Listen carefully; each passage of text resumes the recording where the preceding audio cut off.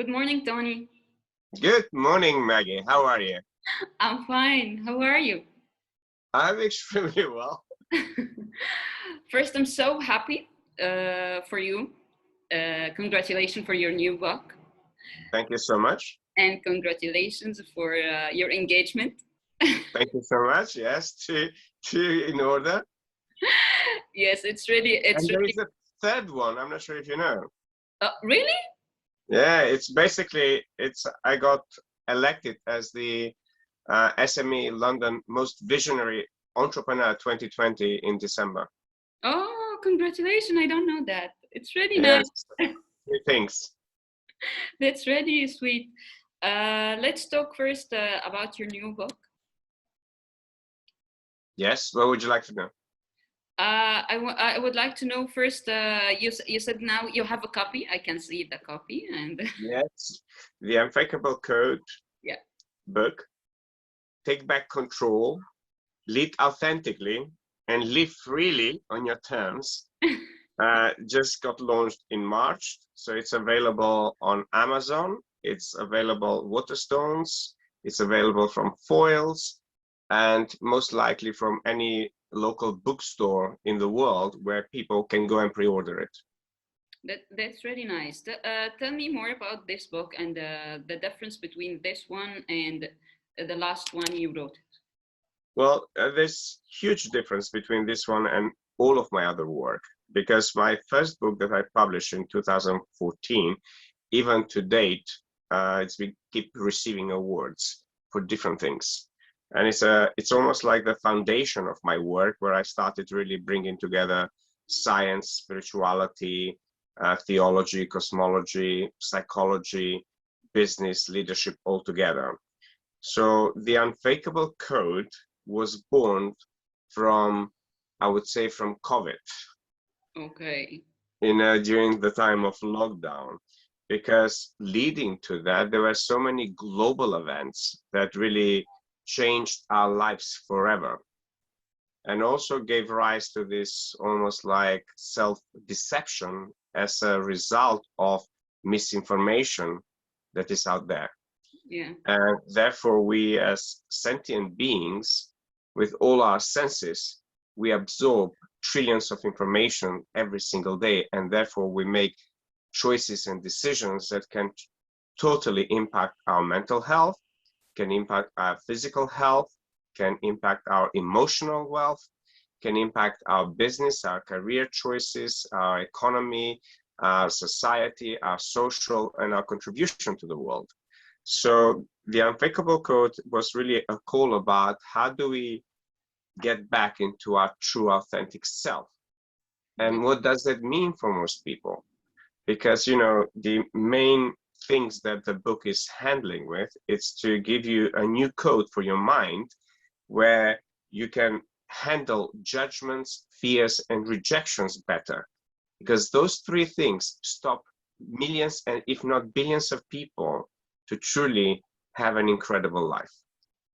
Yeah. And then the next part I'm addressing in the book, it's about how do you truly manage the chatter in your mind, that negative self-talk that, somebody can say to you one word and it stays with you for weeks, taking time and space in your mind where that energy could be used for the things that truly matter to you. And not just that, negative self-talk can evoke depression, addictions, any form of addictive behavior. It can also bring up anxiety, and it can really put you, what I call in my last book, #loneliness, into this caves of wretched solitude. It can really make you withdraw, and you start behaving in a way that basically most likely is very disempowering to you, but also it can damage you, and it becomes very disrespectful to your own being. Yeah. But you get used to that energy, you can use to those habits of, I would say, disrespecting your health, disrespecting the things about you, and then having this war inside of you between the good and the bad, what's good about you and what's bad about you. And the next one, it's about this idea that we become people pleasers, and we have to do things that other people want us to do. And if we don't do, we're not loved, or we get judged, or we get out of a job, or we don't get the same equal opportunities. So a lot of things that comes up from there. And the next leading to that, it's self-deception. When we think something is true and it's not. And basically memories like that throughout your living life can truly damage your health. And the other part that the book is handling, it's how to use your emotions intelligently. Because there's no such thing as we can get rid of our emotions. Like when people say, oh, I'll help you get rid of your fear. There's no such thing. That's an illusion on its own. There's such thing as managing your emotions intelligently. Yes, you can't press the button and say, now you are fearless. I think it depends on that you have to practice, I think. Yes, there's a way, it's not just practice, there's a way of thinking. You have to build a specific mindset, specific heart set, specific soul set, specific business set, and specific mindfulness for you to live your life. So in here, I've really created another code where as people go through those different chapters, they are being guided with principles for life. And if people use those principles as their foundation, as their cornerstone from which they make decisions in their life, they will totally be in charge of their choices, the things they want in their life. And then from that space, they can commit their time, their energy, their money, their focus into the things that are most important to them. So in a sense, it gives you a better chance, a more chance to get what you want.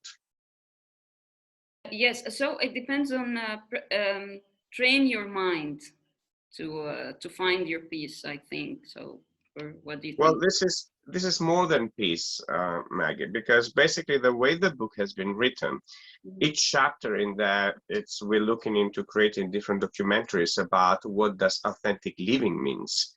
You know, because a lot of people, they might use the words authenticity, but they give you all different personas. Like, you know, you go on a date, you put a different mask on, you know. You're not the typical Maggie you would be with me. It'll be a very different Maggie. You know, you go and meet your family, you put another mask on. So, and then you go to work, there's another mask. Then, you know, you meet socially somebody, it's another mask. And at some point, all those masks wear on you. You know, you suddenly look at yourself in the mirror and you're asking yourself, who the fuck am I? Exactly. Yes, you're right. So the book is written in a way to guide you through shredding those masks and seeing the reasons behind why people put those masks. And then tackle those reasons so you can come back integrating the different traits that you may have, that you have disowned into one authentic individual. And the authentic individual is the one who can be a great leader, who's healthy, who's successful, who can get exactly what they want in their life. And they are more in alignment with nature, with laws of nature, with universal laws. And therefore, you know, things like law of attraction, they start really attracting exactly what they want, not what they don't want, which normally happens to so many people out there who are aware of the law of attraction, but they keep attracting the things they don't want. And in here, people, in a way, are being guided how to increase their chances of truly leading authentically and also living freely on your terms. Yes, I get you. I get your point. Especially sometimes I have a friend. She's always in toxic relationships, and she doesn't like that, and she's not happy. And then I told her, maybe you are the reason. You are the reason that attracted the wrong people. Yes, I mean, it's basically this is sense that every time 4 or 5 times the same characters, not the same person, but the same characters with the same problems. So there's the fundamental mistake people do is they don't go to the experts to get an expert advice. And friend is a friend, but an expert advice can go in detail into your psychology and look at what's really happening in your subconscious mind, in your experiences in life and really create a pathway for you to get out of it. Because a lot of friends and family can give you advice, but this advice is not what's going to change people. Yes, and doesn't suit It's you. the true work that when they go to somebody, you know, I've been working with thousands of people now, and I have developed the ability to listen to the things that most people don't listen. Mm. And usually in friendships, friends can actually be compassionate about. But the reality is the person who needs transformation does not need compassion. Yes, you're totally right. And about the psychological part, it's really important, to have an expert to talk with and to give you the right advice that suits you. Because Yes, I mean, what's interesting, Maggie, is like in most cultures, you know, if you have a toothache, you go to the dentist, you don't go to the car mechanic. yeah, Okay. And this is, I think, one of the messages I share across the world. It's when you have life issues, you don't go to somebody who cannot help you. You go exactly to the people who devote their life to help you. It's the same metaphor that if you apply it every time you want changes in your life and you work with somebody who really has a tremendous knowledge and expertise and wisdom to help you and guide you through the next steps, that's where you go. I don't go to my family for my life problems. Why? Because they haven't sorted their own life problems. You know, somebody who hasn't sorted their own life problems cannot give you. And everybody has life problems, but the question is at what stages they are in. So if somebody, for instance, has solved the problem of making 100 million, okay, I can go to that person because that's where I'm heading. I cannot go to a person who's making, let's say, 500,000 because they cannot teach me how to get there. I can teach them how to get there. So there's always those comparisons that we internally, it's wise to make. Why? Because again, if I want advice for building a house, I go to an architect. I cannot go to a random friend and say to them, "Oh, build me my dream house." yes, you're right. When it comes to your mental well-being, when it comes to your business, when it comes to your stuff, always I recommend people, one of the principles I'm sharing in my books, it's seek help. Yes, I think the people need to know more about that. The mental health is really important. Like your toothache, like you need help, but a lot of people, they don't want to go to ask for help. I don't know why. Till now, it's okay to tell you that, okay, I need a therapist, I need someone to help me, I'm not okay, I have suicide thoughts, something like that. Especially it's there's a lot of signs. But what, you know what, if Megan can do it, if Megan can go on Oprah I and was say, sure that you will talk about that. I had, you know, suicidal thoughts, I believe every human being can do it. Yeah. And you know, I'm the living example of that. But unfortunately, I never had family members who would listen to me. So you know, I learned through a very hard process to work very hard and use that money to start seeing experts from a very young age on my own, without nobody telling me that. Because the truth is, nobody will be able to understand you the way somebody who is not related to you can sit in there and create the space for everything to come out authentically. This is why the book is called Unfakeable Code, because there's no one like you in the world. And there's no one like you with all of your life problems. And there's no one like you the way you make decisions, the way you value things. Yeah. So I've just created method and processes that can help people upgrade their psychology for the results they want to create. And it's taken me 30 years of integrating various disciplines and various experiences and learnings into beautiful, digestible methods that my clients, when they come in here, and usually most of my clients, depend what we're working on, they are regular clients. Some clients disappear, they get on with their life. Other clients are consistent clients with me. Why? Because life consistently evolves and changes. Therefore, our challenges evolve and change. Okay. Yes. So And our challenges will never go away. Yes, of So, course. you know, when people ask me, how long do I need to work with you? I say, well, how far do you want to go in life? Yes. But now, as you talk about Megan, so let's talk about you and the threats that you faced. Uh, we were Yes, I talking mean, I'm about very open to talk about it. yes, I would It's basically, you know, I come from a culture where LGBT community is totally abused like, in every single sense. You know, whether it's physical, emotional, whether it's financial, whether it's career, whether it's for family, it's almost like, you know, there's this contradiction in people's minds, and they're not even aware they have that contradiction. You know, on one hand, you know, every time you don't like something, they use the words that God punishes me. It's not that the fact is their own judgment. You know, on one hand, they say God created everything, and they say they are true believers. On the other hand, oh, they created everything, but not this. You know, how is that possible? Even no matter who you are down there, if you are listening to this, how is it possible for you to use the intelligence that created all of us according to your own mind? That is you fulfilling something personal, has nothing to do with the God I know in my heart. yes, exactly. And you told me about the threats that the people they send you messages and something like that. Yes, I mean, And you know, after it's your like engagement, threats, not just me, but also some of my clients who support the LGBT community. And, you know, they themselves want their children to be open and not to be, you know, like subjected to their own values. Why? Because the child knows and let's exactly who just, they are. I'm sorry, just let's be clear. The threats was because you got engaged to With Todo, with my partner. doctor, yes, with your partner, the sweetheart and lovely doctor, Yes. daughter. And I mean, just think about it. How on earth you will have the freedom to go and threaten somebody just because they love somebody else?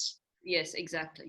I was I so mean, this is absurd, totally absurd in the Western world, but hopefully more and more countries from the Eastern world rise up to this bullying, to this discrimination that is at the essence of some people who think that they have the right to control somebody else's choices. yes, exactly. And you have to accept, if you believe in God, you will have to accept everything and to respect other people without hurting them. I don't understand the main point of abusing someone because he's in love with another one. If you don't like that, don't just walk away. Don't look. Don't say anything. I Well, don't. you know what they say. You know what they say. For me, a true believer, anybody, no matter what religion you are, it's the only way to uh, find the God within, and the God out there is to do your internal work. And to do your internal work does not involve judging of other people. And even if you go into Quran, judgment is one of the worst thing any Muslim person can do. And it's the same in Christianity. It's same in other religions. But unfortunately, people muddle up all of that, and they use religious words to actually inflict consciously pain on other people. There's no paradise for anybody out there who thinks that they consciously can inflict pain on other people, that they're going to be saved by God. Yes, you're right, and also it's not just you that you have to talk about yourself. Even your friends and the people, they have to support their friends. They have to make something or take steps without the fear. We have to do this. For that, me and Carlo, we did that award for the first time. You know that we started the festival since 2005. Um, and I felt like I have a responsibility towards my friends like you and Todder and the rest of my friends LGBT. We make an award for LGBTQ award. This is an award for the movies and for the filmmakers or artists who talk about their stories, their own stories, or the problems they face it. And after we announced this, I found a lot of messages and mails. I can't tell you, you can imagine, but I can't tell you, you shouldn't talk about this, you shouldn't. No, why? I'm not a coward. I love my friends, I'm proud of my friends, I will support my friends, I will do that because this is the right thing to do. And yesterday we had Amr Sharif Jr., and he loved the idea of this award. Tell me your opinion about this step. I think it's a step in the amazing direction. Why? Because as society, as humanity, we are consistently evolving.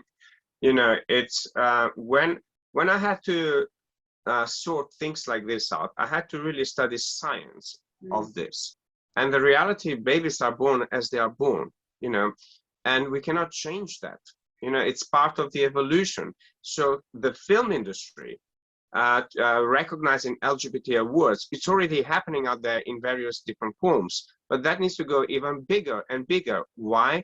Because there are millions of people suffering in silence and not being recognized for the achievements that they create and for the amazing work that they do. You know, it took Western world 50, 60 years to progress to where we are today. And the film industry, music industry, artists, and all the people who felt different and had different gifts contributed tremendously to help so many LGBTQ people out there, giving them a bit of hope. And who are we, and I'm talking about in general, to judge somebody for who they are? And I think, you know, creating an LGBT awards, it will send a very powerful message out there that you are, first of all, first and foremost, you are an inclusive company. Because, you know, most people, if I were to take all the people in your festivals, I'll guarantee you'll have gay people in there. If I have to take all the actors and everything else, I'll guarantee there'll be a gay people in there. If I get to take all of your music producers, all the scene stuff, I'll guarantee there'll be gay people in there. And why should we discriminate against that?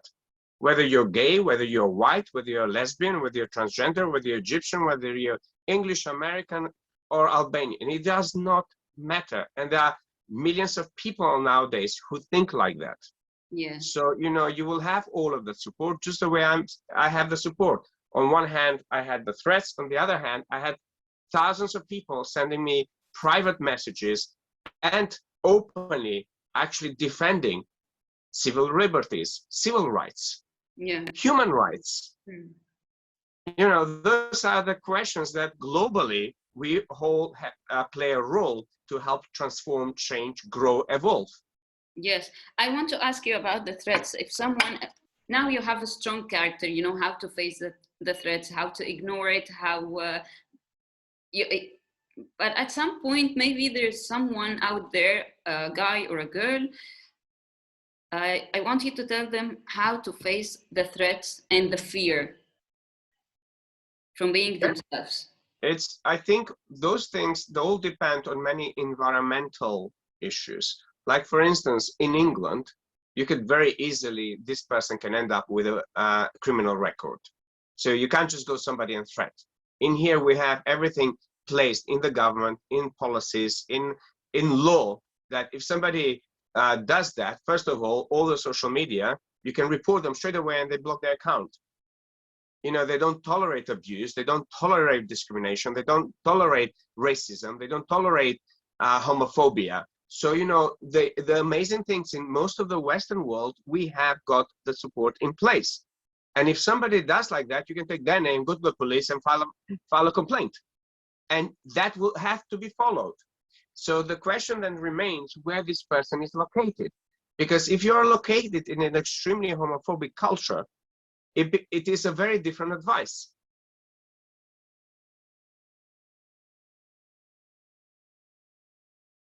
And I'm not talking about the threats from the social media, and that's it. I'm talking about the fear to face yourself and tell your parents, because even in America, there's places that they don't accept the gays. Okay, I will tell you from my personal journey, and also I'm not sure if you know, I run events for almost 3 years for gay men, and then ended up being LGBTQ, and then ended up being for everybody, because they brought their straight friends, they brought their families, they brought everything else. So basically it ended up being personal, business, spiritual development for the gay man and the wider community. Now, during that period of time, that fear is very real for most people. But one piece of advice I can say, if people are going through that, in Path to Wisdom, I've given a step-by-step guide how to face things straight on, head on. Because, you know, avoidance doesn't work. Okay? And most people try to avoid things. And unfortunately, one of the biggest breakthroughs that happened in my life, I was ready to fear my death and face my death. And also actually to come to the understanding within myself, this will never go away. Okay, and how do I handle this? Do I keep wearing masks? And I used to wear so many masks. Nobody ever understood whether I was gay or straight. That's the truth. But at some point, you know, I had to integrate all of those personas. That's why I started writing all those books, because this has nothing to do with you being just gay. You know, there are so many women out there who fall in love with people from different cultures, and their families will scrutinize them, will burn them to stick, in different religions, in different countries, having affairs. I mean, no matter what you do, somebody will judge you. So you might as well own it, own this own trait about you, which means we also judge other people. And when you start to really balance your psychology, that whatever you see in others, it's present in you, you diffuse that energy. And you don't judge other people for being the judges. I totally agree with you. Especially there was a girl. I'm so sorry for her death. She killed herself in Canada because she was lesbian, and she left Egypt because, of course, it's really hard for her to stay there. And she killed herself because she couldn't deal with life anymore. It was very sad, and I felt like if there is something like when you talked about Megan, because of the suicidal thoughts, now America, they have a number or something like that. If you have a suicidal thought, you can call the doctor or the hospital or something like hotline, like a hotline. Yes, I mean, there are many things people can do nowadays. They can, yes. So why there's like people from Albania or from Egypt or from Muslim countries or from Arab countries that why they couldn't find a place like a hotline that they want to be in, the environment that will help them to feel they are loved and acceptance, because they come from a very hard and abuse relationships with themselves, with their friends, with their family. I think if something like that happened, will be good, or I think so. I don't know. Well, I think there are already movements like that. You know, I just mentioned to you one of my clients who, you know, she has her own family and she's devoted her life to help people from, I would say, women and LGBT community in Kosovo. Yeah. You know, and there's a lot of outreach work for many people who live as migrants in diaspora, going back into their country and making a difference in their own way. Mm-hmm. And I think there will be time. I know I'm ahead of my time with all of my thinking. And, you know, it's, if you look back in history, all the people who truly left timeless legacy had to go through a lot of pain and to be celebrated later on. And I believe myself, you and other people, as the time moves on, as the people upgrade their mind, as the people upgrade their ways of living, they will start back and saying, oh my God, thank you. Because of you, we are here today. Just the way, because of, let's say, people who died in the Second World War, we are here today. Yeah. So all of those things, more and more young people around the world, education has played a crucial role in transforming the way we actually communicate with one another. Unfortunately, the problem we have nowadays, technology is a very powerful tool. And if you give technology a powerful tool to an uneducated mind, it's the same as giving the switch to an atomic bomb to a child. Yeah. And therefore, those people, which is, you know, percentage of those people, will abuse the technology in a way to inflict harm on other people. But the truth is, if you really go back into these people's life, they are already hurting themselves, because I have not met one single person who's not hurting in themselves, who feels loved, that they're going to go and attack another human being. No, they get on with their life. The kind of Muslim religion I learned and I believe in, it's peace and love. Yes. So the kind of Christianity I've learned and believe in, it's peace and love. Everything else, it's mind created. And your mind, it's not stagnant, it consistently evolves. Therefore, your perception of reality will evolve. So will the perception of the Muslim people around the world evolve. And the truth is, I've traveled the world and I've never met two same Muslim people. I've never met two same Christian people. I've never met two same black people. I've never met two same gay people. I've never met two people to be the same. That's the whole point. And that's why I felt called to write the Unfakeable Code. We are authentic. And I believe we can celebrate that authenticity and help humanity resolve some of the biggest problems. Do you have any plan to make your book as a movie, short movies or episodes or something like that? Absolutely. I'm open to people who are great producers, and also collaborating with people who want to collaborate with me to turn this into scripts. But I'm also working with people from The Secret, because they are very interested to turn the Unfakeable Code in a movie and use my 5-day program. And we film the 5-day program and bring like 5 or 10 unique people from around the world. And we film their journey. What does it mean to be unfakeably you? That would be great. I think I will be willing to watch the movie, and I think you can make it as a part 1, part 2, part 3. Yes, I mean, it's there are many talks in there. As I said, I'm open to filmmakers from around the world, whoever is listening, but also I'm working with 2 powerful agencies. Also, I'm in negotiations with Warner Bros. So there's quite a lot of projects going in the background at the moment. So I'm really excited about that. Why? Because film and documentaries are a very powerful way of actually shaping reality. And, you know, I know it gave me hope when I had 0, when I started seeing, you know, 2 guys kissing on screen. Yeah. And this is what triggered the community back at home, the fact that they saw me and Toto together kissing. And I went like, wow, I mean, it's not like new. It's been happening for thousands of years. Get over it. Yes. You know, but fortunately, as I said, I believe in everything. There are 2 sides. So there are two sides to that. As a result, I've been connected with people from all of those regions who reached out to me. Mm-hmm. They want to read my book. Some of them, they want to book consultations. Other people are promoting my work now. Other people want to create local groups where basically they can put the finances and for me to deliver some form of training and workshop for them.